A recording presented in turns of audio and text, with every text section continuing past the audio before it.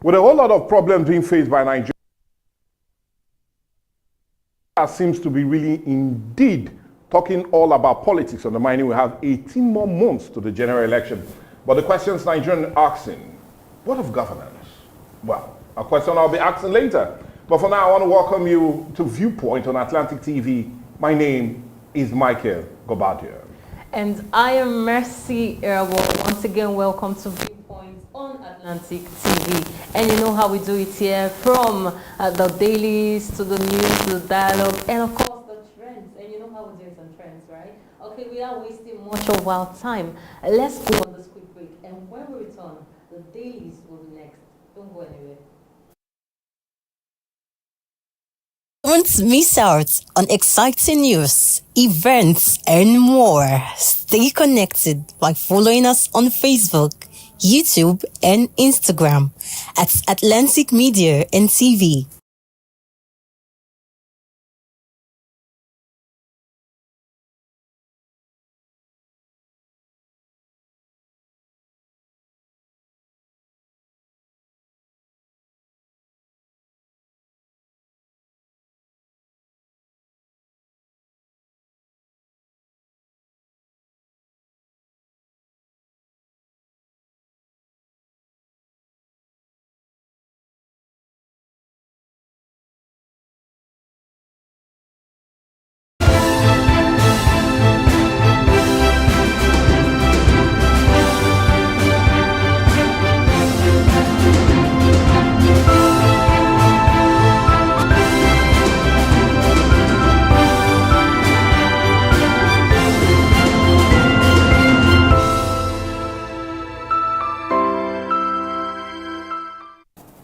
Four papers are what we're definitely going to look at today. We're talking about the Punch, the Vanguard, the Nation, and These Days.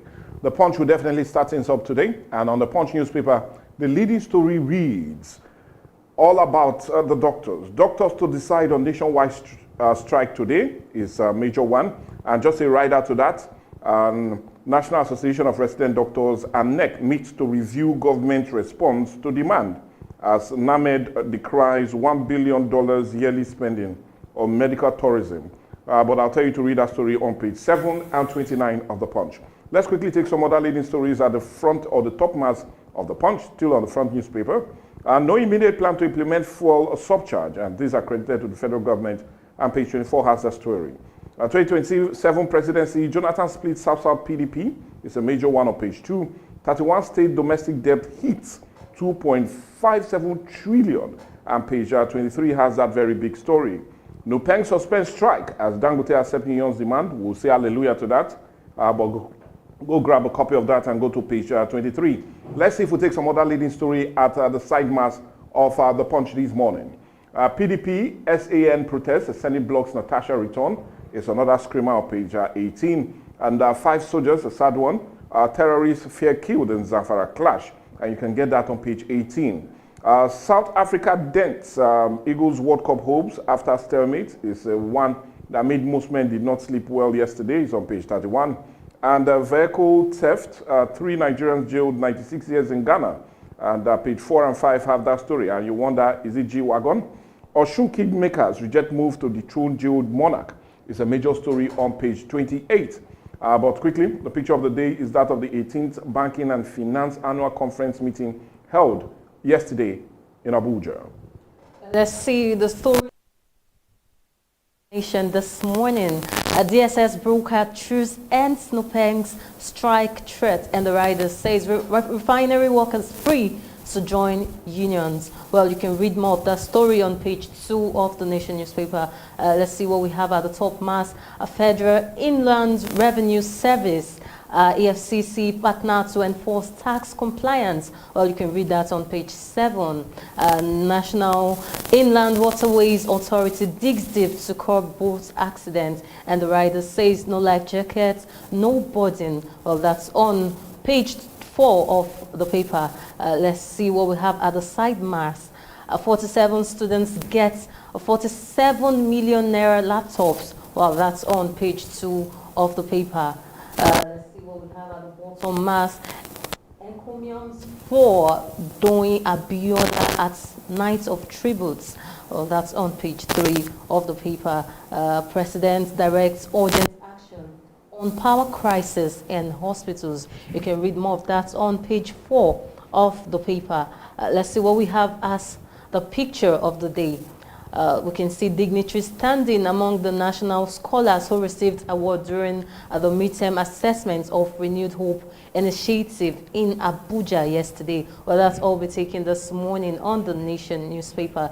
Let's see what the Guardian has for us this morning. Yeah, the top story, federal government under pressure as DMO blames the forex exchange, global shocks for rising debt. So that's on page 6 of the paper. Let's go to the top mass. Nupeng suspends strike as Dangote agrees to unionize workers. That's on page 3. Delta slashes dialysis cost, expands health reforms. That's on page 29. A PDP Labour Party orders place in its move to stop Natasha's resumption. That's on page 3 of the paper. Let's go to the bottom mass. Nepal on edge as Prime Minister, key ministers resign over alleged grafts at social media ban. That's on page 6 of the paper. Flight delays, disruption, NCAA summons domestic airlines to Abuja. That's on page 5. Reps fume, summon minister over Abuja Kaduna rail derailment. That's on page 30 of the paper. No immediate plan to implement 5% fuel tax, says Edun, amid pushback from OPS and CSOs.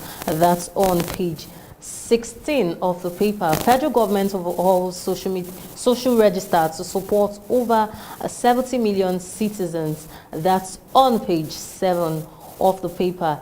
And the picture of the day is that of the major headline, which is still talking about the DMO, that is the Debt Management Office, attributing Nigerians' increasing debt burden to foreign exchange issues and global economic shock. Well, that's all we're taking this morning on the Guardian newspaper.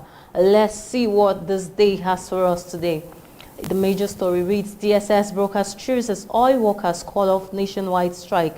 And we're taking one rider. Parties agreed to allow unionization based on free will. Well, you can read more of that story on page 9 of the paper. Edun Oyedele say no plan to implement 5% fuel surcharge in January. And rider to that says, explain commencement order must be issued and gazetted. Well, that's on page 9 of the paper. Natasha citing pending appeal court case, and a National Assembly blocks senators' resumption despite suspension expiration. And the rider says PDP condemns moves to stop her resumption. Well, you can read that on page 9 of the paper. Let's see the picture of the day. Okay, we can see economic leaders and financial leaders gathered in Abuja for the 18th Banking and Finance Annual Conference yesterday in Abuja. Well, that's all we're taking this morning on this day. Up next is the Vanguard. On the Vanguard, which will be the last paper for us to quickly review, world leaders, envoys condemn Israel attack on Qatar. And they attacked Qatar yesterday. Hamas leaders aware who they were really after. Attack reaction to Monday's Jerusalem shooting, says Netanyahu. And I'll just tell you to get more of that story on page 5. Let's quickly see other major stories right there. How kidnapped major was rescued in Delta community is a cheering one on page 6. Gridlock as flash floods take over Lagos roads, paralyzes businesses. It's a disturbing one on page 7. Will brand Nigeria's global culinary powerhouse, and Khalid Jaye is giving us that assurance on page 15. Federal government gazettes tax reform laws implementation begins January 2026. And yet, well, they are saying that will not be, but I'll just implore you to get more of that story on page 19. New curriculum, don't implement in hurry. Expert tells federal government on page 16. We're talking about the side mask of the Vanguard because we're just quickly really trying to run off with more of it. 2027, more governors, senators, rep eager to join APC, it says APC chairman. I'll be having a critical look later on the state of the nation. I'll be looking at all of that later on Dialogue. Nupeng suspends strike after DSS brokered truce with Dangote. Is a cheering one for most Nigerians on page 8, but what is not cheering is Eagle draw against Bafana. Bafana sad for Nigerian football. Akpeyi seems to be crying that out loud on page 31. Tinubu bold reform, proof of political will in executing economic policies, a major one as coming from the Vice President himself, Kashim Shettima on page 9. Expiration of suspension, PBP kicks, our Senate denies Natasha resumption. And I'll just tell you to resume more of that story on page 8. But the picture of the day is, you can see the Vice President himself at the 66th NES annual conference, and also that was held yesterday in Abuja. Well, that's the much you can take from the dailies. I will just implore you, if you see any that seems to be interesting for you, I'll just implore you to go grab a copy of any of them and read up. But what we'll do now is on a break, and next will be dialogue. My name is Desoka, the comedy catalyst, one of Nigerian comedy. All right, guys, back again, yes, boss, man.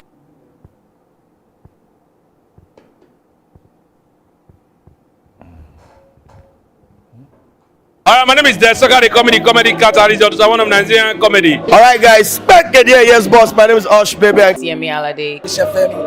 Yeah, what up, people? It's your boy Victor AD. Girl Niniola. My name is my wife, Ninja Celebrity type man. My papa say, who won't carry cow, waka go, waka follow the cow. I know the life for you. I see you know you're watching the Atlantic TV. Keep watching Atlantic TV. Atlantic TV. Keep watching Atlantic TV. Keep watching Atlantic TV. Keep watching Atlantic TV. Atlantic TV. Informative, educative, interesting, entertaining. Worldwide, international. Don't go anywhere, I'll catch you. Don't touch that die. Atlantic TV. Boom. Atlantic TV. We wanna party. Atlantic TV. Culturally inclined and uniquely different. I am SP Dafe Bright, and this is Delta State Police Command. Today we'll be treating and addressing an issue that's different from what we've been doing before, not parading suspect this time, but bringing to you a very important information. Do we know that over 85% of Nigerians do password their phones, whether it's Android phones or iPhones? There's always a password. But how come when we lose our phones, by the time we go to retrieve our lines, we go to our bank to check our bank statement, we discover that these people who collected these phones must have siphoned the phones. Now, there are times the people who steal these phones, it is not your phone that they actually need. What they need is your SIM card. Now, how does the SIM card become useful to them? Not just any SIM card, but a SIM card that is linked to your bank account, the one that you usually use to receive SMS alerts. That is what they need. Now, by the time they collect your phone, steal your phone, rob you of your phone, what they do is that they remove this SIM card from your phone and insert it on another phone. So your phone does not really need to power on. They don't even need you to give them your phone password. They don't even need your ATM password. The moment they have access to your SIM card, they can do anything they want to do with your bank account, because all they need is to generate an OTP, and the message, the OTP that is called one-time password, will be sent to that your SIM card, and with that they can do anything they want to do with your account. That is why people lose millions of their life savings simply because they lost their phone. By the side of this video, we'll be doing an illustration. You will see an illustration that talks on how you can password your SIM card. Now, the topic that we are here to discuss, passwording of SIM card. When you get a phone, pick that your phone now. See how you can password your SIM card. If you password your SIM card, by the time for any reason your phone gets to the wrong hand, even if they remove your SIM card and insert on another phone, the first thing that you will get is a prompt that you should enter your SIM PIN. The moment they cannot get the SIM PIN, they cannot use your SIM card for anything.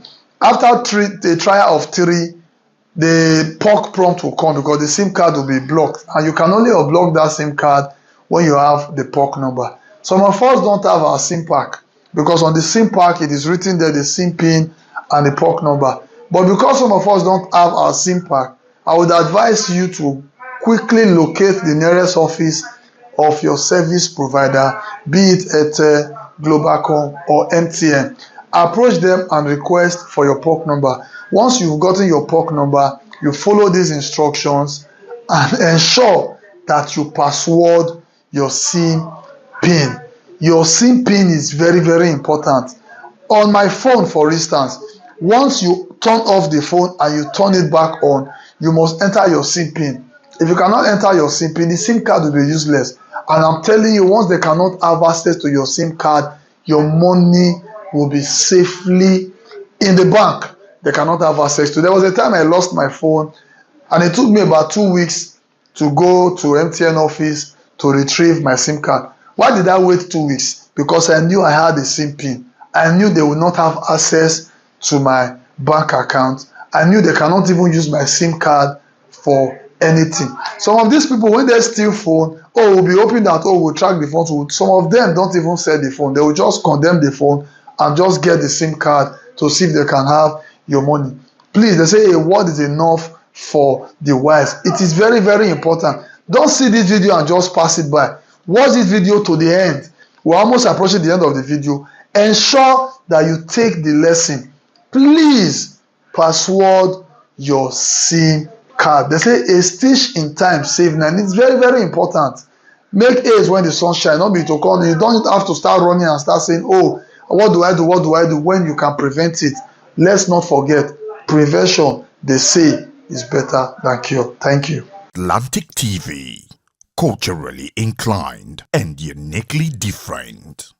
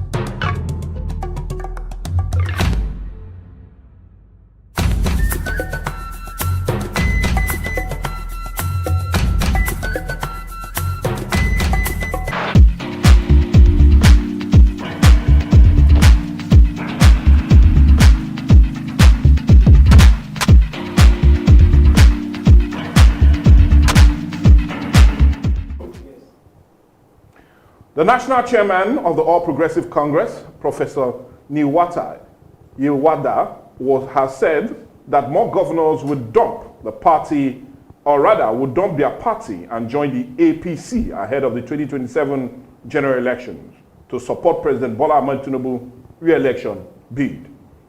He said that that the doors of the APC were still open and more governors will be moving into the APC with more senators and House of Representative members because of the caliber, integrity, and output of the person the party made president. Opponents may bait or rather back about it, but when a lion is at work, it does not take notice of small animals, accredited to the chairman of the APC.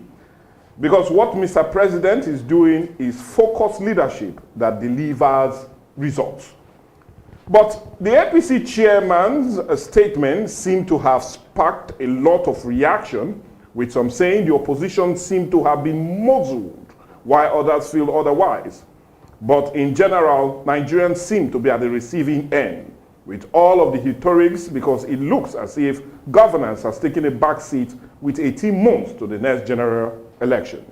With insecurity soaring all over the country and the economy still not out of the woods yet, with over 149 trillion in debt and more borrowing and infrastructure in shambles, many would always have that thought that says, is it governance that should take center stage, or rather politics, knowing the current state of the country? Well, but whichever side of the divide you seem to be, politics can also be attributed as a part of governance, And indeed, that's why they feel they need to talk more about politics. But for me, whichever side of the divide you seem to be, need for us to look at major things happening in the country at the moment, and we look at them critically. Hence, a need for us to look at the state of the nation. Yes, from politics to the economy, to insecurity, even up to the judiciary. And that's what we shall be having as a major discourse today on Dialogue. We're looking at the state of the nation, critically looking at some major aspects I made mention in my introduction. And we're talking about the issue of the economy, politics itself, which everybody will put as a form of governance, and not just only that, but also insecurity that seems to be soaring, and also judiciary. Well, to help us look at that, we have our guest in the studio. First time he will be joining us on this lovely platform. And I'm talking of no other person, but almost a 3-time governorship aspirant under the All Progressive Congress. And I'm talking about no other person but Barrister Casey Omoerabo Esquire. Good morning and welcome to the show, sir. Good morning, and good morning, viewers. Well, it would be nice for us to start with the chairman of your party and what he said yesterday, and saying that there's every tendency that more governors would dump their party, especially those in the opposition, and will pinch tents with the All Progressive Congress. And he's not even just talking about governors, but he's also talking about senators and major members of the House of Representatives. So, well, it's only right we start with politics, knowing that you're also from that very party. But let's look at this. The opposition feel the ruling party is muzzling them into a corner and actually putting them in a tight block, all in a bid to get more of them into the ruling party.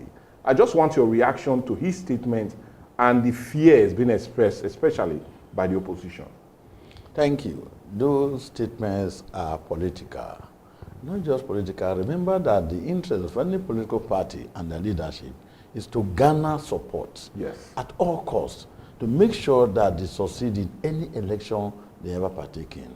And because of that, it is the duty and the priority of the incumbent the national chairman to want to look for supporters everywhere and to make some sweeping statement that nearly all the governors will now become members of APC. Yeah, I'm a member of APC. I've contested under APC 3 times with governorship, and I also think that it is always good for us to go into propaganda and bring people to join the party. But be that as this may, I keep saying this. I'm a patriot. I'm a Nigerian citizen. I was born and brought up here, doing my schooling here and abroad.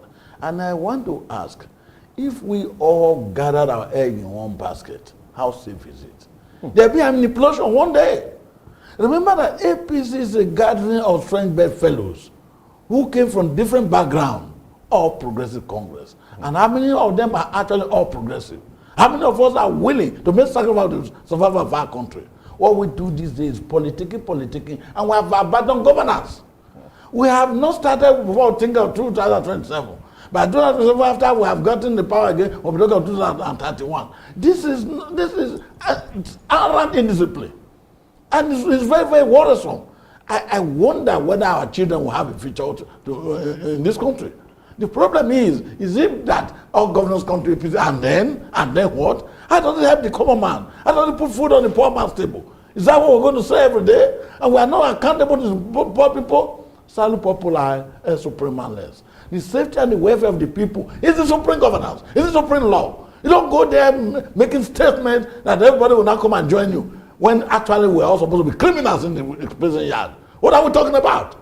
You have bastardized the country. Nobody's saying anything because we have all acquiesced. Everybody wants to be governor. We want to be relevant. Therefore, we have closed our eyes against all that is happening. People are being killed every day. People are being maimed every day. People are being sacked every day. The fuel we met at 1 is now over 1,000. And we are saying only one man has heard our coming to bound hostage. And nobody's talking. We are talking about people joining the APC. Let's go ahead. It looks as if you're not in line with the chairman of the APC as it concerns. Look, like I said, APC have so many divisions. I'm in APC very well. And I refuse to leave APC because As Passenger once said, if you pull away from an organization, you become an outsider. If you are in there, you can talk and contribute and argue. It's better to remain there and tell them this thing we are doing is bad. Allow opposition to exist. And okay, don't have a Nigerian Labour Congress anymore. Okay, now we don't have anybody who talks to us again. Human rights organizations are down. Everybody's looking for money. Okay, now you talked about opposition. I feel that's where we need to go now. Yes. And let's talk about the opposition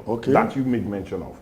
Now, there's this major news that seems to be going around there. I know he's not in your party, but in every way you can also talk about the issue. And it's the issue of having our former president, Goodluck Ebele Jonathan, joining the race, especially as the PDP presidential candidate come 2027. Now, in the news today, we've also heard, I know how grounded you are when it comes to politics in the South-South.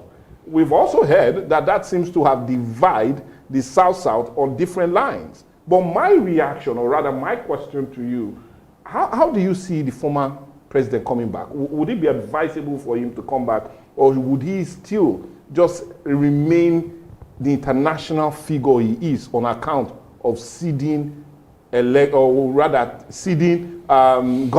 to the APC in 2015? Let me say something. This is an analogy to what happened in 1983 in the then Bender State. When Ambrose Ali was doing well, the MPN were at the national level, and they felt they must get Bender at all costs. They went to look for a sellable candidate in the name of Major General Ogbemudia. Ogbemudia was sought in and brought in to defeat Ali. Okay. So it is PDP. They know that they have become so irrelevant that they are now trying to shop for a viable candidate that is strong enough to be able to fight with President Tinubu. Okay. And the only credible and viable person right now in Nigerian politics who is still relevant is our ex-president, Goodluck Jonathan. Jonathan. And if I were him, it is better to remain where you are now, where you're highly respected over the globe, than to be brought and be humiliated and be disgraced. Because certainly he may not win. Not that he won't be voted for. If the INEC did not remove him, he can't remove him. That's where we are now. We no longer have the power to choose our leaders. The electorate can no longer choose our leaders. If the electorate, if the people who own the country, the cartel, did not put you, the court will put you there. So if I were Jonathan, I would remain where I am, that Olympia level. I will not come solo to come and start meeting the blind and the lame. Definitely, if he dabble into politics again to be a contestant, he will certainly lose. Not that he does not have the capacity to win, but he does not have the capacity to fight those who remove him. They are still there. You're talking of overthrowing Tinubu. Tinubu is an experienced politician and knows what he's doing. So you feel it will be of no use coming back? Irrelevant, of no use, because it will reduce his status. It will bring him to the arena of conflict. People will begin to talk to him and begin to remember his weaknesses. And you remember that when you are up in this country, people will remember that your father was once a thief. And your grandmother stole some breast milk. Let's not remember all of that, but rather still remain with the question. So it is better Jonathan just remain where he is as another statesman and an international elder statesman. And then coming so low again to want to contest. And in a country like this, at the present stage now, you are going to contest an incumbent. You are not contesting, we are not coming afresh. And somebody is going to tell you, you really want to agree? If I were you, I would tell them to hell with your national politics. I've done my part. Let someone else take over. Okay, now talking about taking over, let's just assume that he finally agrees to contest and he eventually is given the ticket. Now, a fellow party man of yours, I'm talking, and also a high-ranking member of the APC, I'm talking about the Minister of Aviation, Festus Keyamo, came out to indeed talk about something different. And I'm happy he's also a lawyer of high repute, just like yourself. And he talked about the constitutional issue if Jonathan definitely pitches or gets the ticket. And he's talking about Jonathan had been sworn in as president twice. First, when we had the death of late Musa Yar'Adua, and also as president when he also came on board. So he feels it's already a forgotten issue. that if he comes again, it's going to be a constitutional issue. So I want you to help us understand.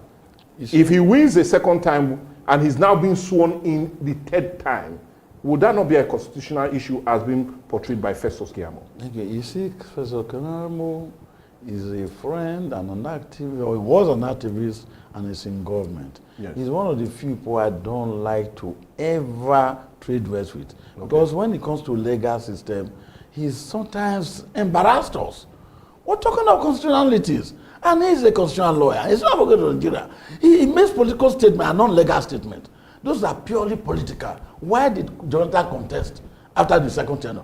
Okay. Why did INEC not disqualify him? Why did the court not disqualify him? Why did is it now that we remember that he has taken oath? No, please, nay. The issue is that the tenure is 8 years. And if you have not done 8 years, you are free to contest. And moreover, apart from that, even, he only completed the tenure of Yaradua. Okay. Constitutionally. He didn't contest the election. He didn't win anything. But he was sworn in as a president. Swearing in, taking oath that you'll be loyal to the constitution is different from being elected now. After the military people have been sworn in. So that was not the issue at all. Now, he was cleared to contest. He contested the election and lost. So he's no longer qualified to contest again. Besides, why is he an issue? Are you already scared of him? Why do you want to personalize something for just one man that you want to disqualify him? It's unfortunate. I don't trade with Keyamo when it comes from legal matters because most of the things he says, in fact, I don't want to say anything about that would disparage him. Honestly, I won't disparage him. Okay, so but you feel it will not be a constitutional issue? How can it be? There's no constitutional crisis. Okay. He's qualified to contest. Okay. But he shouldn't contest. Okay, well, yes. Well, that's your personal view on the mining. Yes. The former president is still a consulting. very senior friend, yes. If we have my ears, I will tell him. That's it. Okay, now let's still remain. In case you're joining us, it's dialogue on Viewpoint on Atlantic TV. And today we're looking at the state of the nation. And it's no surprise we're also looking at politics, which is already taking center stage. On the mind, we have like 18 more months to the general election come 2027. Like I said, I still have no other person, but former three-time governorship candidate under the All Progressive Congress in Edo State. And I'm talking of Barrister Casey Omoerabo, Esquire. Now, we've just looked at politics, which is also a basic, and I feel it's only right to start there. But now let's now come to another major one, and that's the economy. Because you also agree with me that the economy seems to be always taking center stage, especially as we look at major issues in the country. And one I want us to look at is the issue of our recent debt profile. Recently, there was more of a brouhaha, especially in the House of Representatives, as the Speaker himself, Abbas, came out to say, well, he's not comfortable with our borrowing, especially after President Bola Ahmed Tinubu recently said we've hit the revenue target, and hence there will be no need borrowing domestically. But recently now, he has also requested for more than close to about 21 billion in borrowing from international figures. So let's look at all of that. 149 trillion in debt already. And well, where does that really leave us? Because we're looking at broadening our economy, putting it in the right tune, and yet we're largely in debt. And also the issue coming out on whether it is right that the National Assembly approves more for President Tinubu to borrow, or if they should put a plug to it.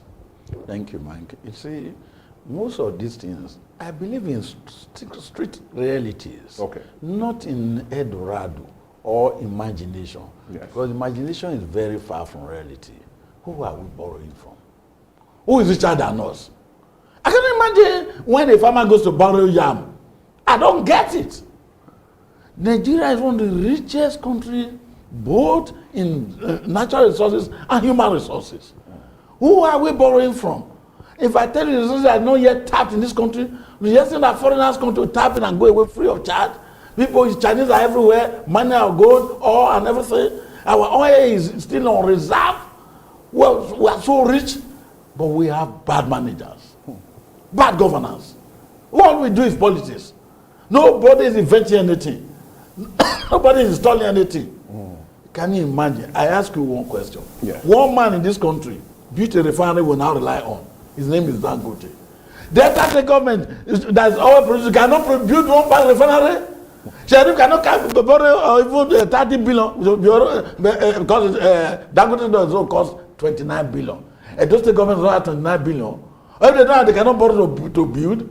And we are all lining up to fight with Dangote to give us fuel. He gives us salt, he gives us cement, give us everything. We have gone mad. That's the truth. We're talking of borrowing, but borrowing from where? From where? Why? Who are you borrowing it from? Are you borrowing to pay salary? Are you borrowing to give politicians to loot? You know, when I see people, revenue collectors in the street, beating up poor women in the market, seizing their goods, going to mechanic shop, seizing organizers machine, I weep for this country. Are these your problem?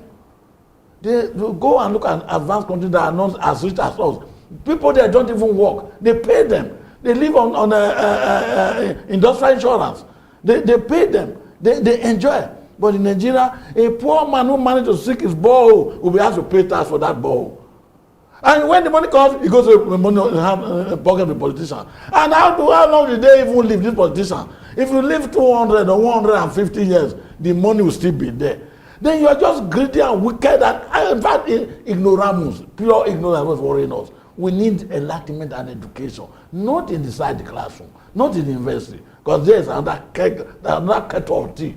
So we are talking of real enlightenment, where you will know that the space you have to live it well. It is a poor player that struck and franked his eye upon the stage, then said no more. If you know that you are going to live 100 years, why are you going to steal 200 billion? 200 billion to do what? And what are you going to do with it? The generations yet born may not even look at it. Look at the other our father built, who's living there now. The one big man built, their children are abroad, they are not even coming here. And we're now beginning to think that, look, allow people to breathe. Then why are we borrowing? Borrowing to do what? My wife was telling me something yesterday, that we may not like Honorable Sheriff, but if other governors were building flyover and roads like this about 20 years ago, Delta State would have been Dubai now. No matter what we think about him, no matter what the political party it belongs to, now that he's building flyover at Agbo, he's building at Fruit Roundabout, building at PTI Junction, building at everywhere, he's building roads. If the next 10 years, other governors follow suit, then 20 years, that will be Eldorado. But what do? We borrow money and give it to politicians to contest the election. And the politicians are not only the worst, the followers too are the worst. If you dare say you want to be a councillor, your house will be full this morning. Buy it ready. Hey, Papa, oh, if I don't follow you, I go die. What is wrong with our people? The followers are even the worst. They call to you, they ask you for money. Even your own wife come and tell that, my country man, don't come, they will see you. Wait till they see me for television. Don't see me before. You go give them something now. Now this something you are giving them, the first time, the day you are sworn in, you are beginning to recoup. Because you borrowed, you stole, and now you have to steal more. So, and you are stealing, you are looking for a second tenure. I think Jonathan wanted to try something who would have been good for now. That there should be no incumbent who will go for a second tenure. Let's have a one tenure system. And then nobody will hit up the polity. If we have agreed that time that every governor has a second tenure, nobody will be crossing out to APC. Because the fear of now is that they will not be elected. If you know that it's Benoit, you will contest your election, win, and do all you can as a patriot and leave the stage. And secondly, we should demonetize politics. Why should we pay a senator 50 million, for God's sake? They should have a sitting allowance of 50,000. If you are not qualified, not rich enough to go to Abuja to attend meetings and make law, get out. Yes, how do we become qualified? Let us look for real men, not small boys joining the secondary school and somebody sponsoring them. Who just graduated from university, have never done service, is already there, is a minister. No! If we want to, do you know how embarrassed I feel if I see a governor in the classroom studying law? Must everybody be a lawyer? How did he become governor in the first place? Look at how the Chidoka now. It's now they are reading law. They are going to bar all them and make. What is the problem with us actually? So the naturalization lab is going to buy doctoral degree university. The professional university is going to buy thesis title. There's something wrong with all of us. Okay. Yes. I will plead with you. We're looking really at the state of the nation. And well, it looks as if you're really angry with our present state as it concerns politics itself. But I still want We us are not disciplined here. Well, I still want us to remain with the issue. You brought it up, and I want us to continue there. Yes. And you talked about the National Assembly. Being a lawyer, because we still also want to understand, Yes. constitutional-wise, Senator Natasha is representing a particular section Yes, of people. Kogi Central. And in the last 6 months, she has been deprived, or the people rather have been deprived that representation. We only got wind of it that she ought to have resumed on Monday, but in every way, she might not resume on account of the Senate not recalling her back. So let's understand, constitutional-wise, what seems to be the issue? And does she have every right to go back there without the full support of the leadership of the Senate? Thank you. The problem with us is that we personalize issues too much. We see it as a Natasha issue. This is an implosion. It's a national issue. The national tragedy. First of all, does he even meditate to have been suspended? And suspension was up to 6 months. The failure of our courts again. Now, the man suspending him is he really an elected legislature? No! The people who the man declared the result have confessed that he rigged and he's in prison. Okay. What is happening? Hold on. What Akpabio still doing there? Okay, let's not bring the person of Akpabio. I want us to deal with the issue. I want us to look at constitutional wise. Just have patience with me. Because now, listen, if they said by their rules they have suspended a woman or a person member for 6 months, yes, the person went to court and court resisted. They disobeyed court order.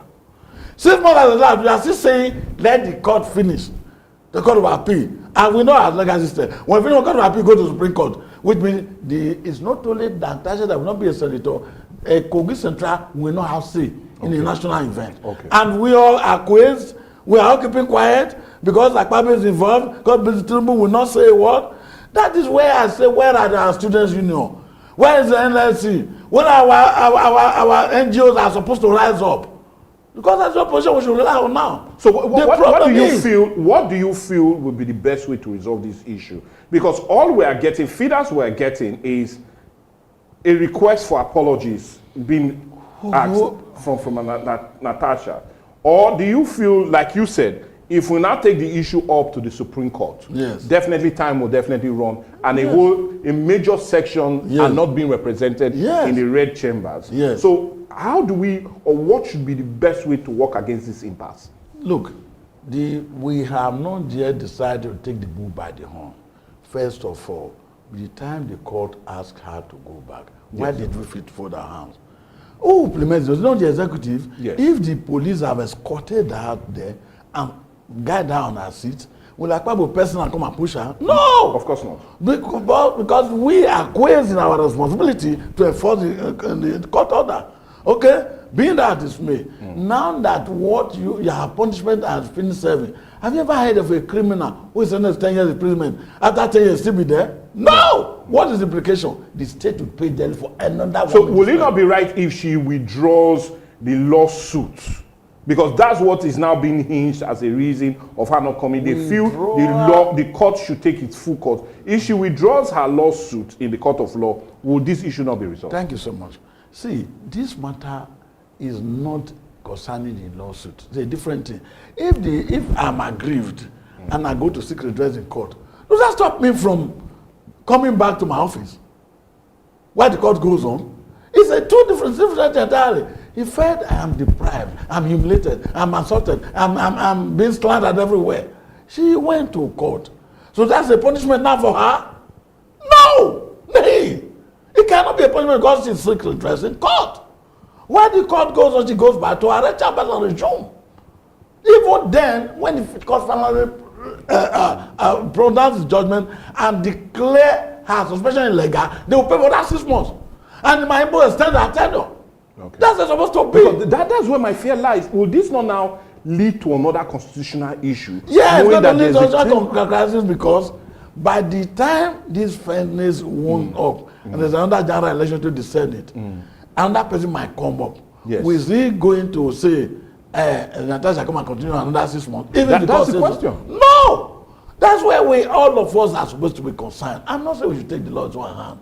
I am saying that The judiciary and the executive must work together. Okay. The police who is to enforce, you enforce. And moreover, whoever is in the National Assembly is not an outlaw. Okay. Remember, they are the people's deputy, elected to represent the poor masses, and they should do the wish and the wishes of the poor masses who sent them there. If we all stay like Fabio, we all tell everybody, please allow this woman to go back to her seat. Don't see her as the woman. See yourself as the whole Kogi Central is who you are fighting. Please allow the Kogi Central to have a representative. Do you know that any law made now, in all this period, somebody can go to court and challenge and say, my people were not represented, I will not obey. Yeah, from that center I can say, no, I'm not aware. After I not have a representative, you deprive me for 6 months. All the constitutional crisis will come up. But we easily acquiesce, may go now, I don't do, may go. That's what we hear every day. Nothing more. We should stand up and move out to a sticky place. And nobody owns this country.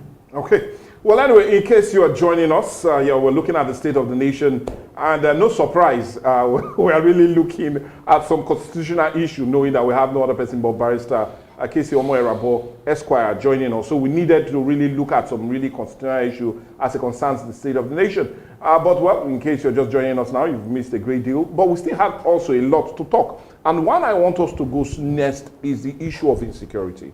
You totally agree with me that in most recent time, there have been an uptick in the amount and frequency of violence that have erupted in Nigeria, especially the northeast and northwest, which has seen its own ridiculous, forgive my language, fair share of violence. Now, in your own assessment, I really want you, because I also remember that you wrote something as it concerns insecurity some years ago, and the best way. And who would even forget what you did when it was that of militancy, how you put yourself up to help negotiate with then militants of the Niger Delta. So let's now come to insecurity. It has lingered for too long, and it's not been done well, and many feel we should take a different route, and that route is the issue of state police. Do you feel state police will be able to deal with this growing insecurity, or what way can we better use to handle insecurity in the country? Just as you're asking me if we should amend our laws, whether if amendment for our constitution or our laws will help for the betterment of our country. I keep saying that we don't need to change our letters, we need to amend our heads. No matter the number of police you make every traditional life policeman, every villager a policeman of his village, unless and until we have the will, there will be no way. It is obvious that this security that was minor has grown into a big business. It has grown into international business, and politicians are enjoying it. So where do you think it will stop? It's growing by the day like a hydra-headed monster. There's nothing we can do now. When indeed we monetize everything. A young man who comes out from school, he has no cover, you tell him, oh yeah, come and join this. He said, no, I'm a Christian, I'm born again. And doesn't even know that his pastor is a member. At the end of the day, he's recruited. He goes to kidnap people, and they bring 200 million. They give him 10 million. Some people have never received 50,000 for 3 years. He would rather die. And would you blame him? A man who has finished primary school, secondary school, university. He sees his old mother who has tried for him, who is now about 32 years old, sick, having a lot of diseases, no money.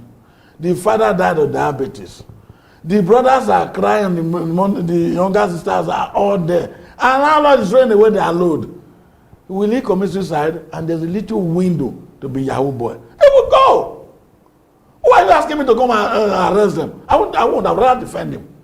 Yes. It's like those days when the cut-off mark for admission into the university was about 30 in the north, while it was 60 in the south. Most of us decided to write exams. Yes, there was exam practice and make people will not score high. People from Delta and Nedo were now going to university on merit. We no longer go for quota system.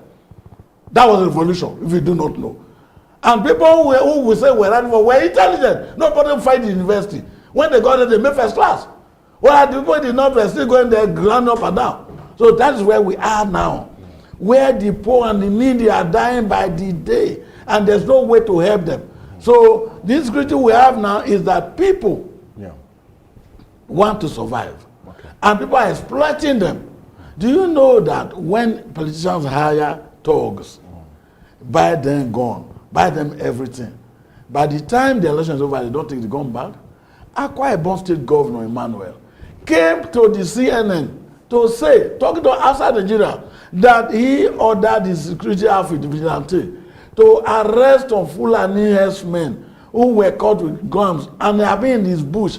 In the bush in Akwa Ibom, doing kidnapping and raping women. They finally arrested some.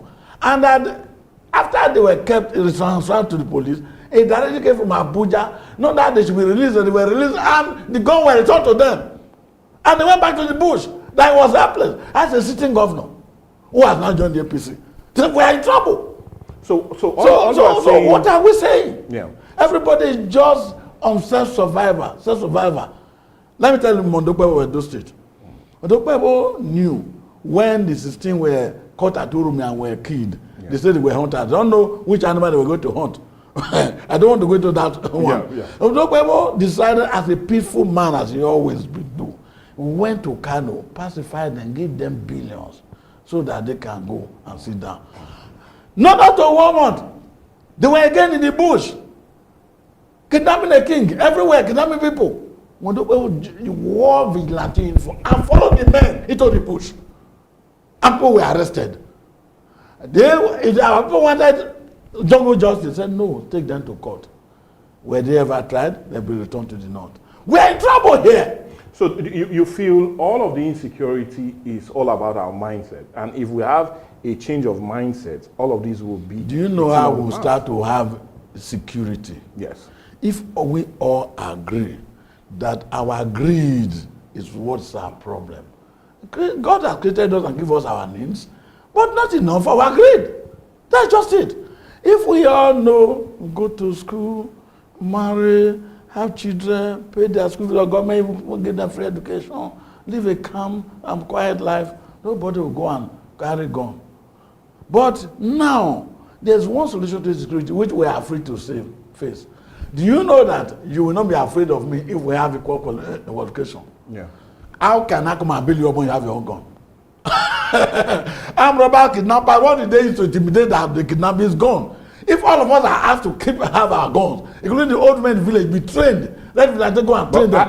Just hold on, let me finish it. Yeah. Go and train every Nigerian to have the best people in camp, buy anywhere, anyhow, and then defend yourself. The kidnapping will stop. But we will still have killings, just no, like that's in the United States, that's the first where sacrifice. There's a misarm of arms. Look, Wabada, misuse of arms. That is the first sacrifice. It's not even to 1/4 of what we are losing every day. So we should go the way of the United States. Wait, just try and listen. Look at it now. Do you know how many people die every day out of insecurity? How many people pay ransom, they still return their dead body? To that of a king in Okpila who was kidnapped, and they paid ransom 152 million. The officer gathered the money only to be given only the head in the bag, the body and carried away. And we are sitting down here, we are talking something rubbish. No! We must rise. Everybody must be armed. Okay, now, but Samuel, yes. Let's leave the issue of armed, because no, if everybody is armed, there will be no insecurity. It's also not a part of the constitution, just like what you said. Let's return back to the issue of state police. State police is still Nigerian police. Nigerians that will impersonate the police. What did they do? Arrest and take bribe and send you to court or gas you to go away. What are they going to do? State police indeed. Whatever, state police is the same national police now. What did they do? They are helpless. Now, the state police, if you go and report the police station now, they will tell you to live here. Let me give you an example. A belief in High Court went to serve process in Kiagbodo. And the people there beat him and wanted to kill him. He ran into the police station. The police said, go, don't kill me, join you. Now, let me go and get for you. We are two people, you beg. He ran to the army. It was the army that saved him. That we have gone to that level. So, what I'm saying is that when you're talking about state police, and they are Nigerians now, they Ghanaians. They are not Ghanaians. It's Nigeria. So we are not going to see any successes on account of creating state police may improve. We will not get up to 10% of what we're asking for. Let everybody be his own police. That is it. Let me tell you, the Minister of Defense in this country was once on the checkpoint. Why is he carrying on? Say you are a fool at this stage in the country. Everybody should carry gun. I'm carrying mine. If you don't want to carry gun, be waiting for law. Then by the time tomorrow you be your bearer. That's the Minister of Defense in our country. So what are you saying? That happened during the Buhari administration. Okay, let's leave that now because it looks as if you're not going to change your view on that. But let's come to another constitutional issue that seems to be brewing, and it's the issue of local government forms, especially as it concerns Osun State. Now, we have the opportunity of having you here, so we want to look at some of the basic, especially as it concerns the law. Yeah, I know we're not going to go deep into it because the matter is already in court. And we don't want to sound prejudice, especially as it's in the Supreme Court. But should that fund be given to Osun State government, or what do you feel? I don't even understand these things. There are 3 types of government constitutional in this country. Yes. It is the federal, the state, and the local government. And our constitution spells out our different functions. Yes. Do one need to beg from the other? No. The Fiscal Commission has already been empowered to give share money to everybody that belongs. So why are we even talking about state? Can the local government not derive their fund directly from the federal government? Is that not the new judgment in Supreme Court or the local government autonomy?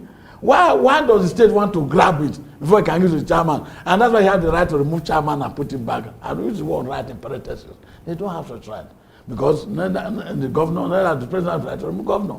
But we allow things to. So you feel the Osun State government is wrong in requesting for that fund? Yes, let the local government have their fund. Do you know the problem we have? When the local government in the state, about 3 are not from the ruling party. Yes. The other ruling party will be having their fund, the 3 will be starved. They don't forget that it is not that individual that is chairman, that the local government no longer have anything. That's the problem we have. So let the Fiscal Commission directly send the money to the local government. But the Osun State government feels it is wrong to do that because it naturally, undermining will have the local government autonomy.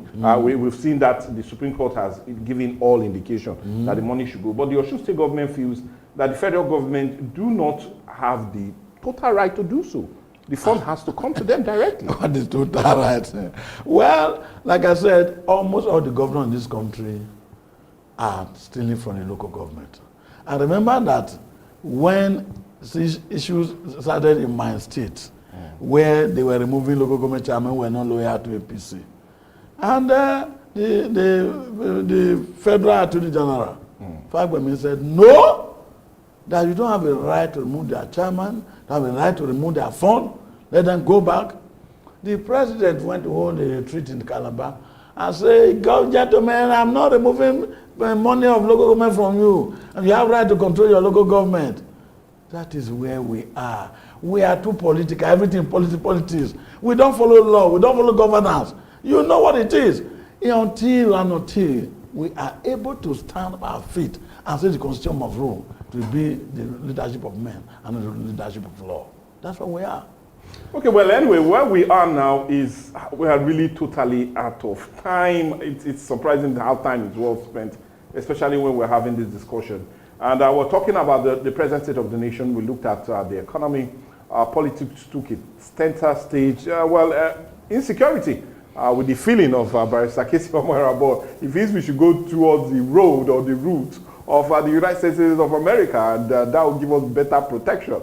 But whether he feels that way, the Constitution still has to be amended for all of that to come into being. But what is now is for us to really give you a big thank you. I'm talking of no other person, but Barrister Kesi Omoyarabo, 3-time governorship aspirant under the All Progressive Congress for the Edo State governorship election. I would have loved to have your views as it concerns what's happening in your state, Edo State, but time is not a friend. We might bring you here for us to talk, especially when we are now celebrating almost 3 years in office of that very administration. We'll come back and definitely do that, or even before then, we'll really bring you on as it concerns some major legal issues that definitely not as a people. But all the same, thank you so much, Barrister Kesi Omoyarabo, for honoring our invitation coming to Atlantic TV to do this with us. We truly appreciate your time with us. My viewers, emancipate yourself from mental slavery. None but ourselves can free our soul. Have no fear for atomic energy, because none of them can stop at the time. Thank you. Well, thank you so much. Anyway, he added the music to it. I never knew he could wax an album. But anyway, you can also wax your album. Remember, we'll be doing it live right here. But all the same, I need to thank you so much. We need to go on a break now, but do remember the news will come around the hour. And well, something is trending. Messi Arabo is definitely looking or cooking up something with beautiful aroma, especially as it concerns some trending story. Well, let's go on the break and I'll come back and have some more of Viewpoint. When the lights go out, who do you call? Ticado! Ticado Energy Solutions Limited, your plug for electrical power, surveillance system, and entertainment. From expert electrical installation to efficient eco-friendly solar inverter systems, no matter the size, Ticado delivers smart energy solutions designed for today and tomorrow. We also help you secure your space with our cutting-edge security and surveillance system. Enjoy crystal clear entertainment with our professional DSTV and cable TV installation. Visit Ticado today at Block F4, Suite 41 and 42, HFP East Line Plaza, Abraham Adesanya, Aja, Lagos. Or call 0906 902 5025 or 0815 176 6817. Explore our services at ticado.com.ng. Ticado Energy Solutions Limited. Power, protection, peace.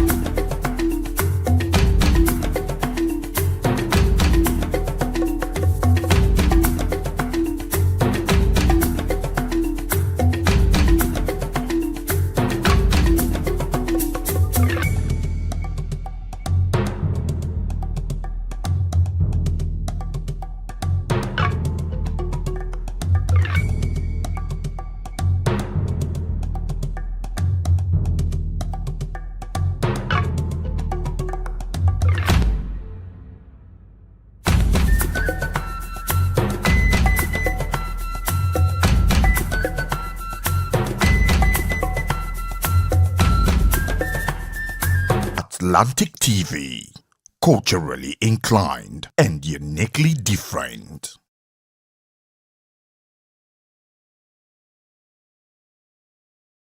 Word of Life Bible Church, bigger, stronger, and bolder. So today I'm going to talk about fear. 1 Kings chapter 19, verse 1.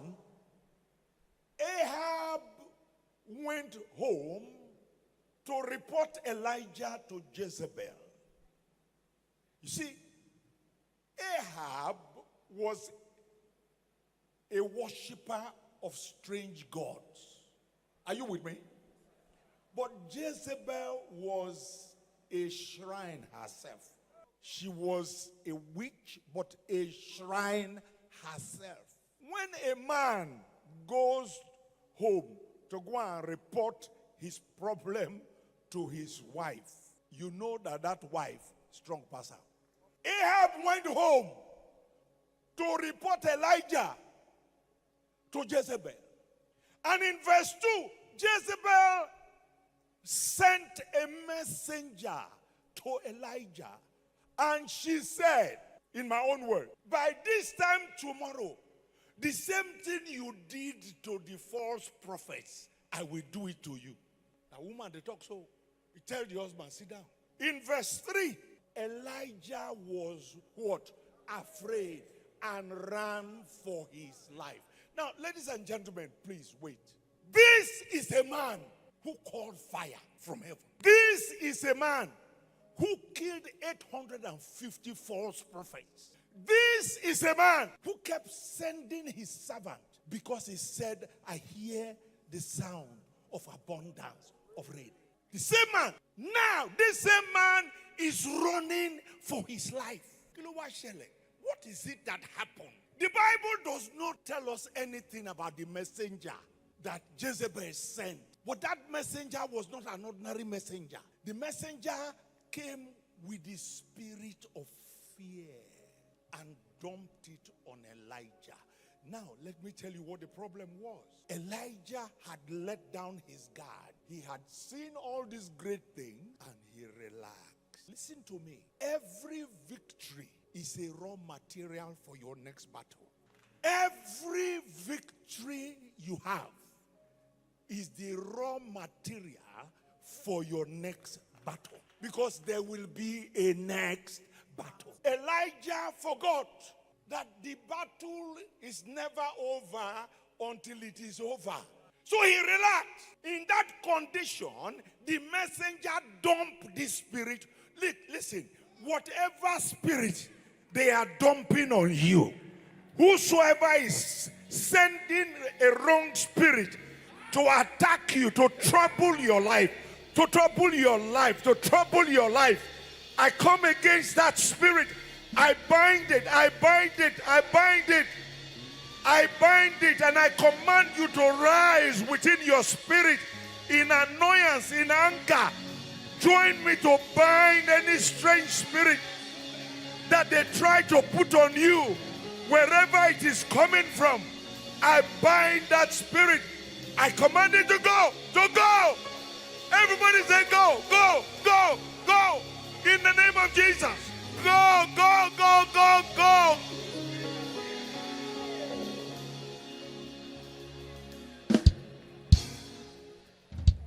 How can such a man run for his life? Oh, something is wrong now. It's not normal. A man that did all these wonders, now running for his life, it's not normal. There are many kinds of fear, but I will deal with three. I will try. Number one is the fear of God. Yes, that's the most important kind of fear. This one is necessary. Ecclesiastes chapter 12 verse 13. It says, let us hear the conclusion of the whole matter. Fear God and keep his commandments, for this is the whole duty of man. Let us conclude everything about life. The conclusion, fear God and keep his commandments. Why? Look at verse 14. For God shall bring every, how many works? Every work into judgment with every secret thing. Whatever you think is secret, whether it be good or whether it be evil. This is why we must fear God and keep his commandments, because he will judge every single action. You see what we just did here just now? We told you to write paper. Heaven is taking record. Heaven is recording. Look, I'm not talking to make you happy. I'm telling you the truth. Heaven is recording and has recorded everything we did here just now. Nobody can say you did it to make yourself proud or something. We didn't mention anybody's name. How many of you know that heaven knows everybody, whatever you have done, whatever you didn't do? heaven knows everything. It's recorded. And the Bible says God will judge. When you don't have the fear of God, you think you can get away with some things because you don't fear God. So you do some things and you actually think that it is covered. But you are a fool because you did not create yourself. The man who created you is recording, and the Bible says he will judge. 2 Timothy chapter 1 verse 5, you know these scriptures. Look at what Paul said to Timothy. When I call to remembrance the unforged faith that is in thee, which dwelt first in thy grandmother Louise and thy mother Eunice, and I am persuaded that it is also in you. Listen to me very carefully. When Paul, or the King James Version, talks about faith, it's not talking about faith to receive miracles.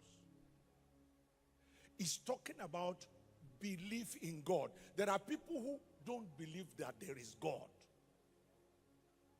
There are people who believe that there is God, but that they unconsciously think that there are some things God does not know. There are things Satan does not know, but not God. The scripture we read said even secret things.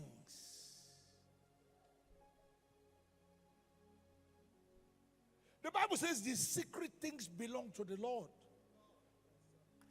So when you do anything in secret, you have put it in his hand. He knows.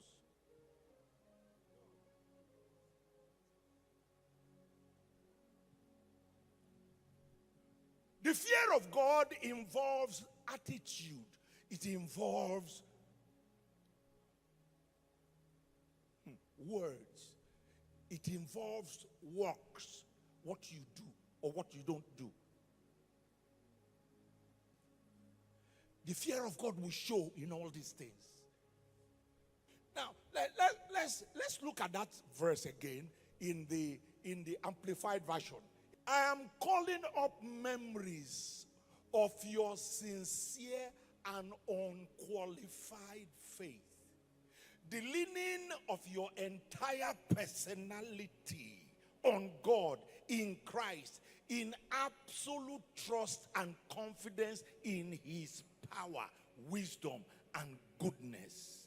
A faith that first lived permanently in the heart of your grandmother Louise and your mother Eunice, and now I am fully persuaded dwells in you also. Now, do you see what Paul is saying? He's actually talking about the fear of God. He is saying that Timothy was a young man that had the fear of God. Welcome to the headquarters of Word of Life Bible Church, the International Gospel Center, a place of wonder, a place of grace, a place of favor, a place of greatness, a place of solution, and a place of God's glory. A family to belong. We don't only care about your soul, we care about your total well-being. We urge you to be a part of this glorious, heaven-bound, blessing on earth family of Bible Church. Bigger, stronger, and bolder. My name is Desoka, the comedy catalyst of one of Nigerian comedy. All right, guys, back again. Yes, boss. My name is Osh, baby. Yemi Alade. Yeah, what up, people? It's your boy Victor AD. Girl Ninyola. My name is my wife Naija Celebrity type man. My papa say, who won't carry cow, waka go, waka follow the cow. I know the life for you. I see you know you're watching the Atlantic TV. Keep watching Atlantic TV. Atlantic TV. Keep watching Atlantic TV. Keep watching Atlantic TV. Keep watching Atlantic TV. Atlantic TV. Informative, educative, interesting, entertaining. Worldwide. International. Don't go anywhere, I'll catch you. Don't touch that die. Atlantic TV. Boom. Atlantic TV, we wanna party. Atlantic TV, culturally inclined and uniquely different.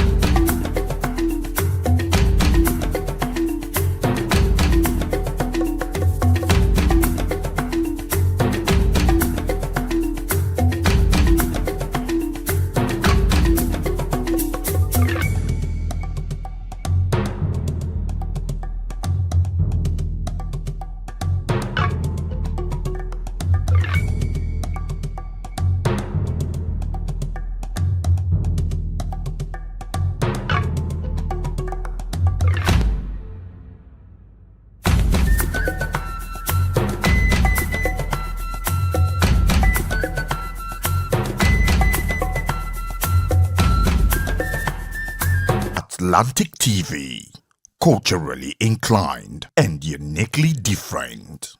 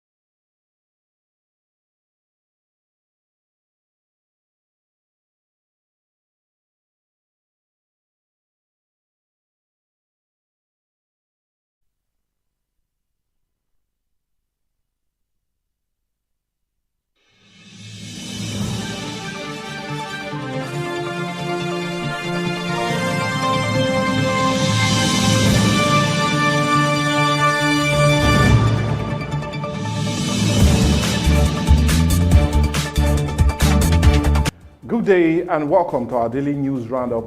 I am Michael Gobadia. Here are our top stories. A federal government defends 5% for subcharge, says it's for roads, not burden. Tinubu vows to revamp Nigerians' health sector, tackle power crisis in hospitals. And Delta slashes dialysis costs, expand health facilities. Also in the news, Senator Natasha's suspension drags on amid legal battle. And in the international scene, U.S. arrests Nigerian fraud convict in migrant crackdown. And S-Bank of China vice president faces party and legal probe. Now to the news in full. The federal government has defended the proposed 5% fuel subcharge, insisting it is designed to fix Nigerian failing road network, not to increase the suffering of Nigerians. Chairman of the Presidential Committee on Fiscal Policy and Tax Reforms, Taiwo Oyedele, explained on a TV program that the levy was to create a dedicated fund for road rehabilitation across the country. The subcharge contained in the Nigerian Tax Act 2025 is expected to take effect from January 2026, but it has already drawn backlash. The Trade Union Congress has threatened a nationwide strike if the government fails to withdraw it. Oyedele argued that better roads will reduce transport costs, bridge the gap between rural and urban food prices, and help fight inflation. He noted that while Nigerians are concerned about rising costs, poor infrastructure is a bigger driver of inflation than the surcharge itself. The debate continues as labor unions and citizens brace for potential face-off with the federal government over the policy. President Bola Ahmed Tinubu has reaffirmed his administration's resolve to overhaul Nigeria's health sector, stressing the urgent need to fix the challenges crippling effect healthcare delivery. Speaking at the National Stakeholders Dialogue on Power in the Health Sector held in Abuja, the President, represented by the Secretary to the Government of the Federation, Senator George Akume, said government is working to provide sustainable energy solutions to power hospitals nationwide. Tinubu noted that frequent power outages in theaters, intensive care units, and emergency rooms often compromise safety and cost lives. He stressed that these challenges must not continue under his administration. The President assured Nigerians that the initiative is part of the Renewed Hope agenda aimed at restoring confidence in public health care, decentralizing energy supply, and making quality medical services accessible to all citizens. Now, still talking health, the Delta State government has unveiled sweeping reforms in the health sector, including a reduction in the cost of dialysis treatment from over 70,000 naira to 45,000 naira in state-owned hospitals. Health Commissioner Dr. Joseph Unajeme disclosed this in a report that Governor Sheriff Oborowori has approved the procurement of 8 new dialyzers to support kidney patients across government hospitals. He added that recent investments in MRI and CT scan machines will reduce the need for residents to travel long distance for medical diagnosis. The governor also approved the renovation of over 150 primary health centers across the 3 senatorial districts, alongside the state's successful free maternal health care program, which has cut maternal mortality from 350 to 120 per 100,000 live births. To boost service delivery, hospitals can now utilize 100% of their internally generated revenue for operations. Dr. Onojeme further revealed that Governor Sharif became the first governor in Nigeria to pay the Medical Residency Fund any recognition from the National Agency of Resident Doctors. The commissioner assured Deltans that the administration remains committed to accessible, affordable, and quality healthcare, while warning health workers against sharp practices. Away from health, the National Assembly has blocked Senator Natasha Akpoti-Uduaghan for resuming her seat, insisting her 6-month suspension remains in force. The Kogi Central lawmaker was suspended on March 6, 2025 after a reported clash with Senate President Godswill Akpabio. She has written to the Assembly to notify them of her intent to return on September 4th, but was informed her suspension still stands. Now, according to the acting clerk, Dr. Yahaya Danzaria, the case is still sub judice, meaning it remains before the court. A federal high court earlier ruled in favor of the Senate, but the senator has since lodged an appeal. The Assembly says no action will be taken until the Court of Appeal delivers its judgment, after which Senator Natasha will be formally notified of the next step. Still talking politics, the African Development Congress, ADC in Lagos State, has described former Labour Party governorship candidate Rod Viva as a champion of the electorate. State ADC chairman George Ashuru made the remark in Lagos shortly after Rod Viva formally joined the party, days after dumping the Labour Party. Ashiru said the party is excited to welcome Rod Viva into its fold, describing him, or rather his move, as a step in the right direction and a patriotic art. He noted that the politician has consistently stood for the masses from his senatorial run in 2019 to his governorship contest in 2023. The ADC chairman further disclosed that Rod Viva entry has attracted several Labour Party members into the ADC, strengthening the party's position as a formidable opposition and a credible alternative for Nigerians seeking better governance. Well, we need to go on a break, and when we come back, more news across Nigeria, Niger Delta, business, and sport. Don't miss out on exciting news, events, and more. Stay connected by following us on Facebook, YouTube, and Instagram at Atlantic Media and TV. Welcome back. Now the rest of the news. A new herdsman has taken charge at the Seme-Area Command of the Nigerian Customs Service. Controller Wale Adenuga officially assumed duty this week, pledging to take trade facilitation his top priority. Adenuga, who replaces Dr. Benedict Arumalugo, recently promoted to Assistant Controller General, commended his predecessor's achievement and promised to build on them. He assured stakeholders that with proper declaration, consignments will be cleared swiftly, boosting revenue and discouraging smuggling. He also promised closer collaboration with sister security agencies to curb crime and promote business-friendly environment. Now, in his farewell remark, the former Controller General highlighted key successes, including major seizures, improved revenue, and enhanced interagency cooperation, while urging stakeholders to support his successor. The new custom board says his doors remain open as he leads with discipline, professionalism, and a strong commitment to trade growth. And on business, the Federal High Court in Lagos has restrained the Asset Management Corporation of Nigeria, Polaris Bank, and Arclight Nigeria Limited from taking any step that could affect a pending suit filed by the United Bank of Africa. Justice Ahide Dipolu issued the order on August 18 after submission from counsel representing UBA and the defendants. The judge directed all parties to respect the judiciary process and adjourned the matter to October 2nd, 2025 for hearing. Meanwhile, UBA has launched contempt proceedings against AMCON Managing Director Benga Alade, 3 of his executive directors and directors of Arclight Nigeria Limited.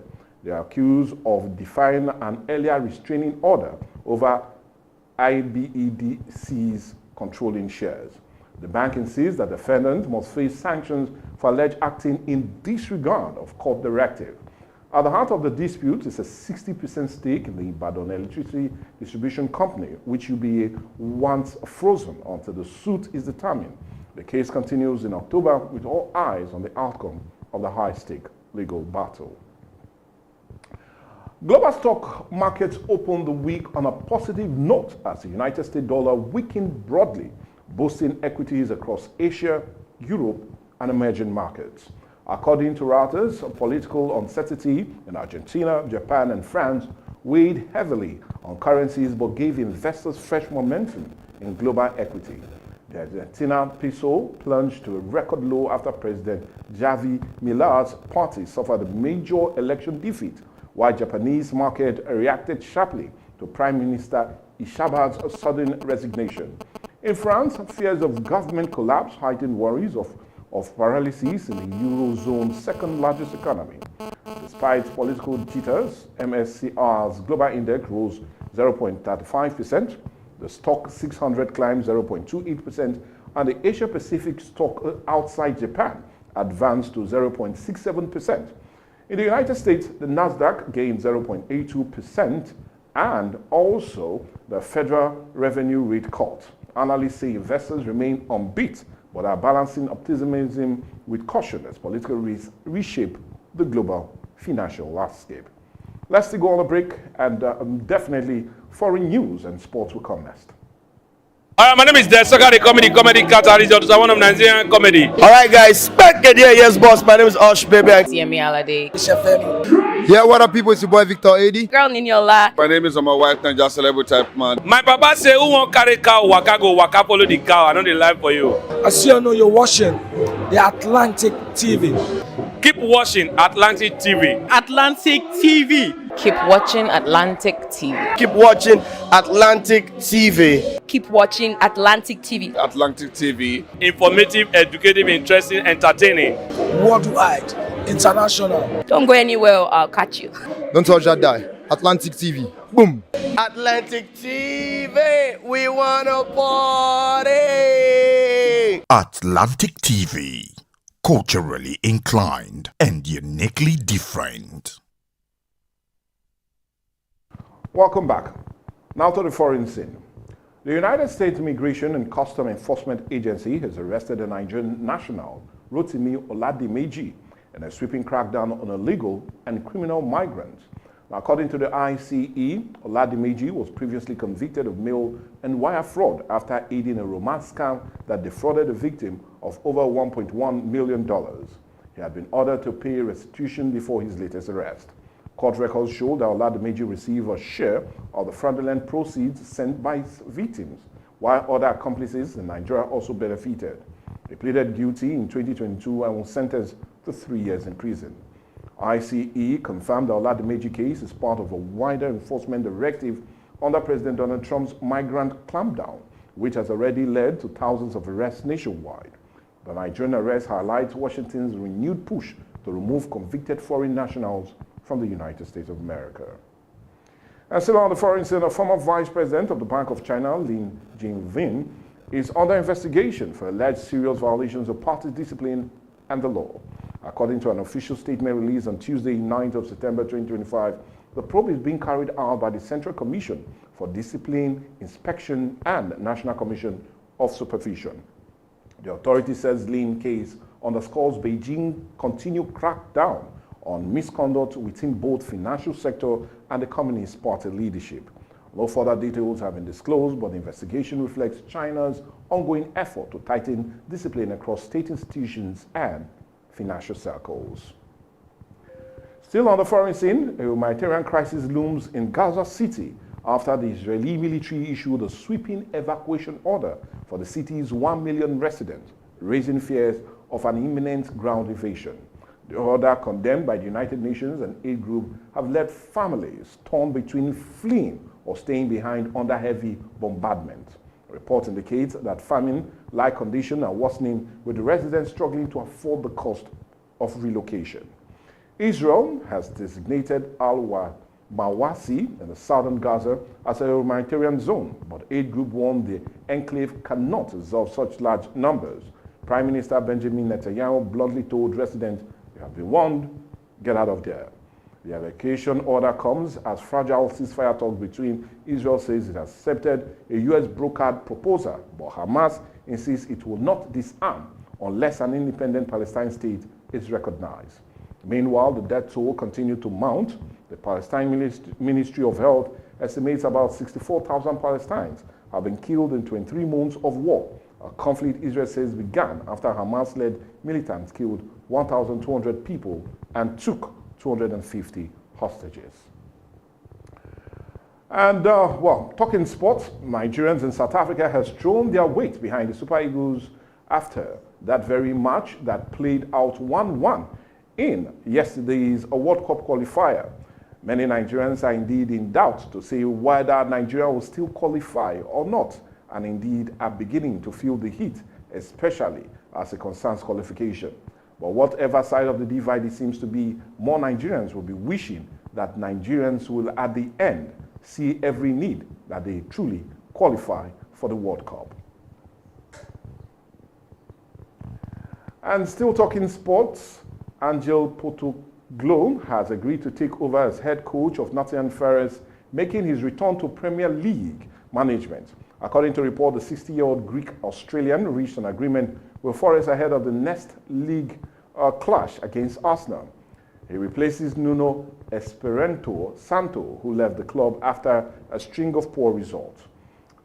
If you still remember, Angel, who was sacked by Tottenham last season after finishing 17th in the league, still delivered a historic Europa League victory that ended Spurs' long trophy drought. He now becomes Forest's 8th permanent manager since Marinakis took ownership in 2017. Forest currently sits 10th on the Premier League table, and supporters are hopeful that he can build on last season's momentum that saw the club qualify for Europe for the first time in 30 years. And that sporting news brings us to the end of the news right here on Atlantic TV. We'll tell you that if you have any stories that you feel we can definitely reach out and do, we'll be more than happy to do so. You can just contact us on our different social media platforms. I'll be there to do so. For me, Michael Gobadia, God bless you. Have a great day.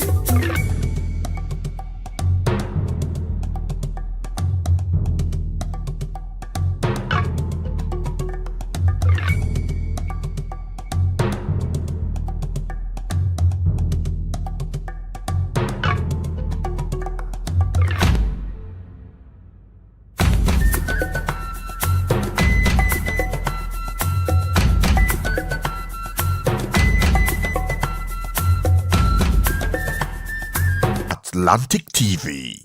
Culturally inclined and uniquely different.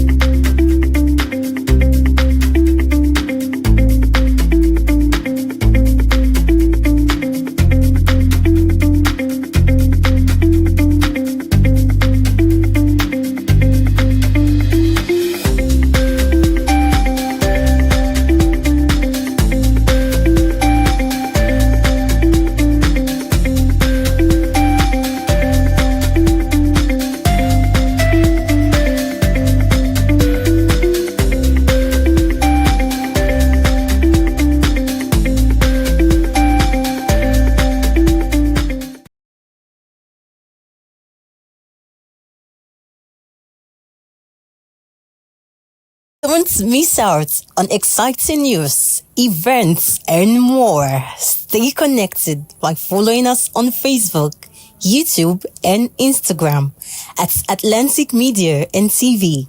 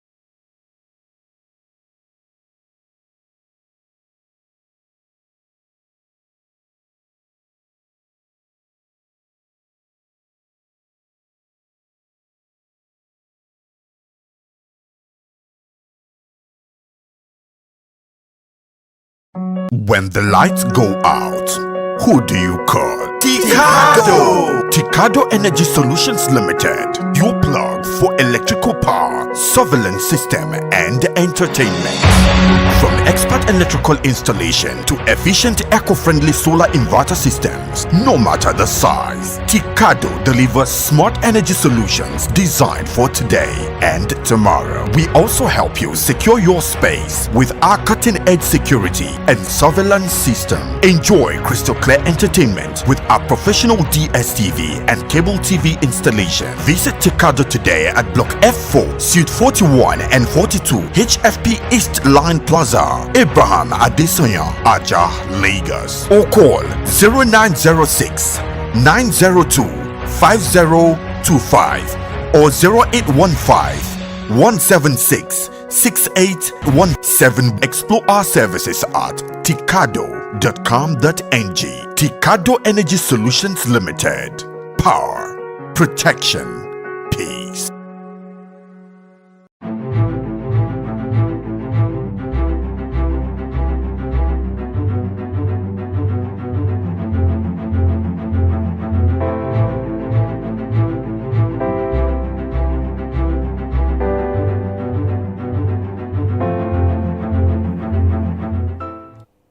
Welcome back. If you're just joining, it's Trending O'Clock, and you know how we do it right here on Trending. We'll talk about all the trending issues on the internet and of course give our opinions about them. I am Mercy Irabo, and you know I am never alone in the studio. I have with me Michael Gobadia, and together we'll be discussing all the trending issues. So what's trending today? Yes, Lagos has been trending, and of course it's not the usual reasons that Lagos trend. This time around it's Oworo Shoki people coming out to protest, and they even blocked the Third Mainland Bridge. And you know the Third Mainland Bridge is one of the major routes in Lagos, so they really needed the government to pay attention to their demands. And what really happened, they said the government demolished their community without proper notice.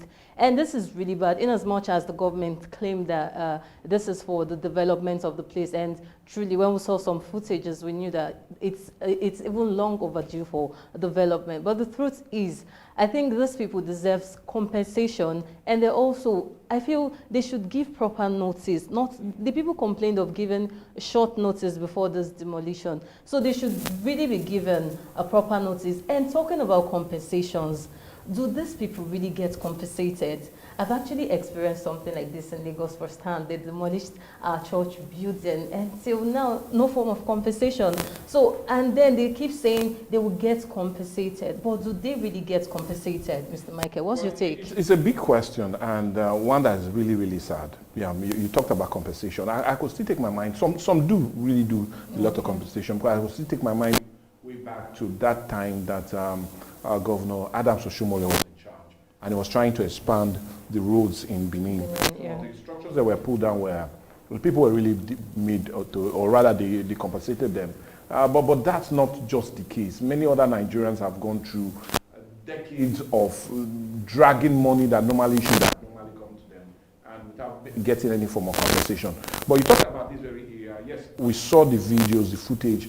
That place needed a renovation. It was a beehive of criminal activities, and also the fear of a possible outbreak of either cholera or other diseases, especially as it was one of the most dirtiest shanty in Lagos. Yes, it's right, the government needed to come in there and do more of a cleanup and also redevelopment of the area, but giving them that very, very short notice is something that's really troubling to a whole lot of Nigerians. Because right now, some persons are really homeless at that point in Lagos, and it's bad. Lagos is not one place that you just get to meet people, tell them, I want to move into your house. Mercy, do you know where I have an issue? Is the lack of government understanding that they need to create a separate place for these people to move before you come in and destroy or demolish what you're demolishing. So it's always right that government at all levels, both state, federal, and even local government, if they intend developing a place, they should make an alternative place for these persons to stay, live their life as real patriotic Nigerians, rather than make them displaced. Well, many children are there, parents are there, elderly are there. It's really a sight that you weep about. Okay, Michael, maybe when I finally become a politician, I'll consider that. All right. All right, so talking about blocking roads, this is becoming too much, Mr. Michael. It's supposed to be a peaceful protest, I understand, but going to the extent of blocking roads, you're actually, Third Mainland Bridge, that's like the major routes in Lagos. So when you're blocking that, you're actually just disrupting mainly everything in Lagos.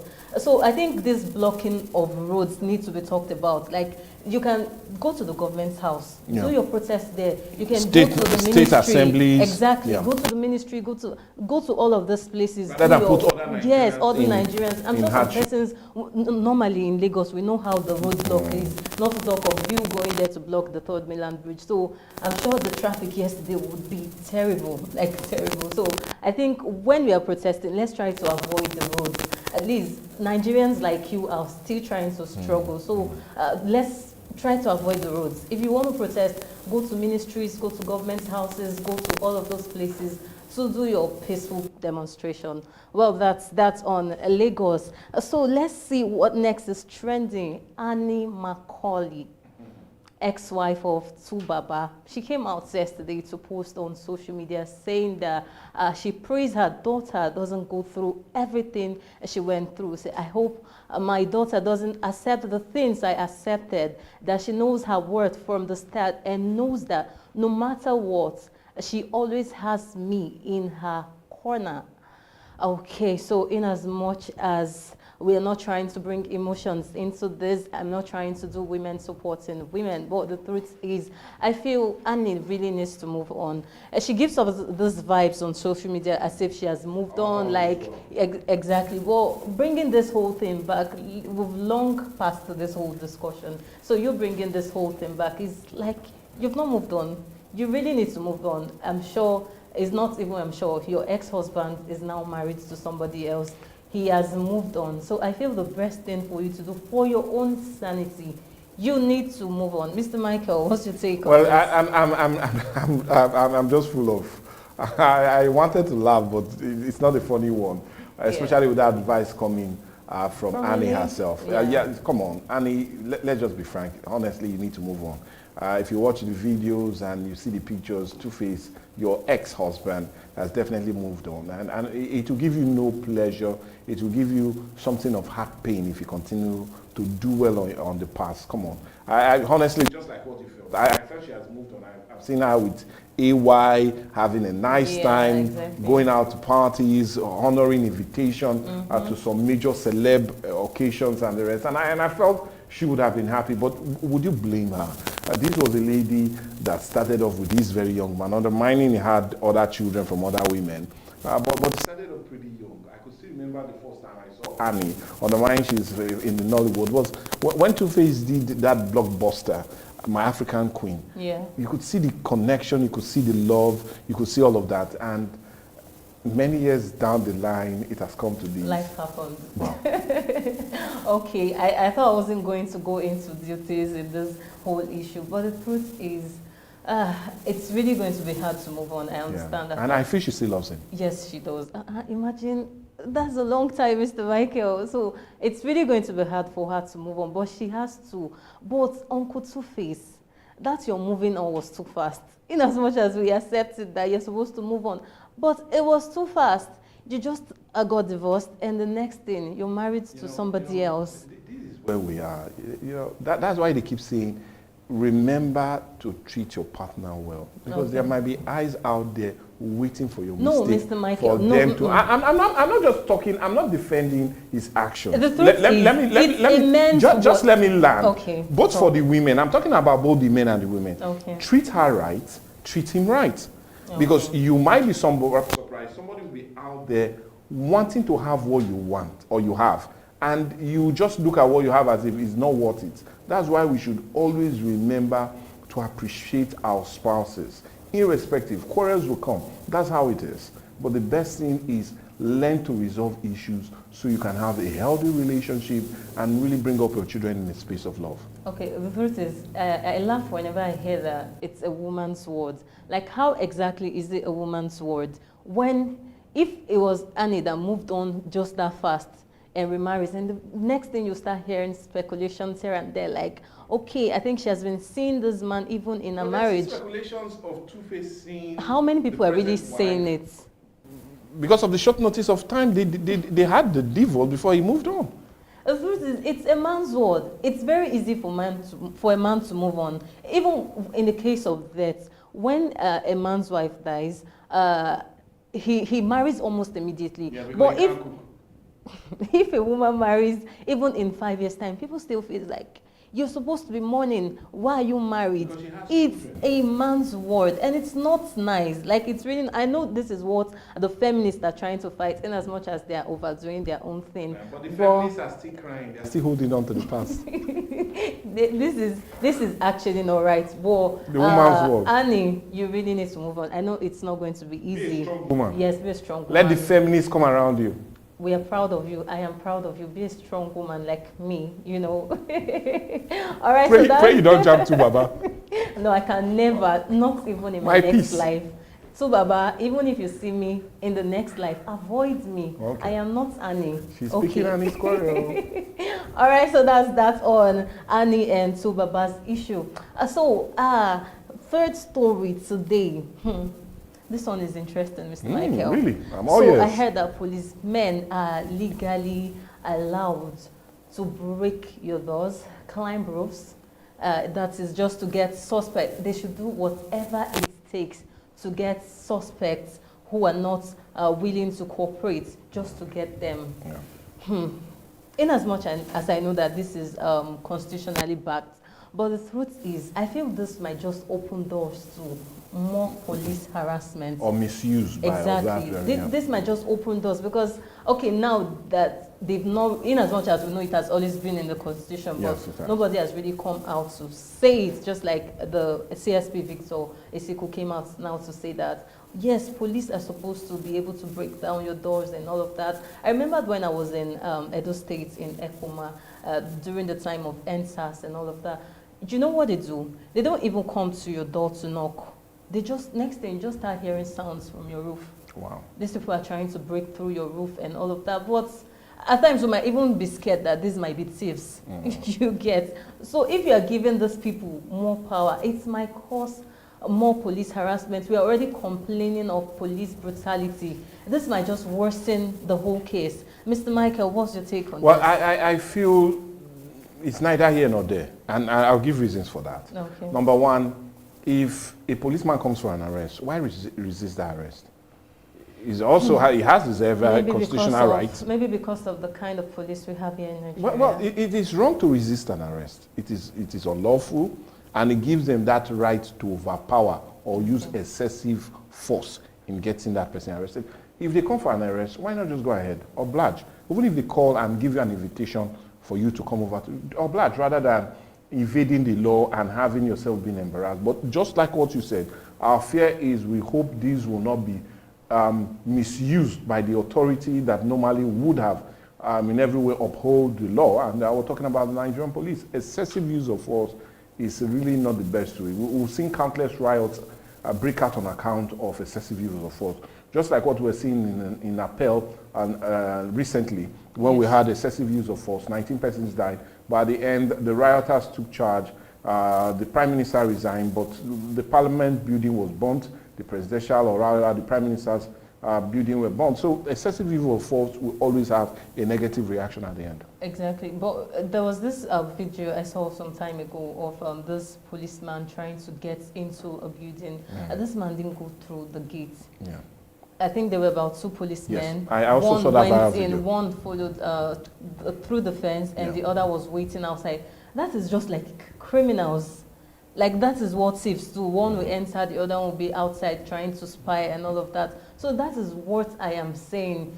Giving them this power, it's okay. Oh, how about the citizens' rights? When you're giving them this power, I feel you're actually trespassing on the citizens' rights. But if they come for an arrest and a notice was being given, the best thing is to follow rather than make them go through this route. Mr. Michael, you're sounding like you're not in Nigeria and you don't know how things work in this country.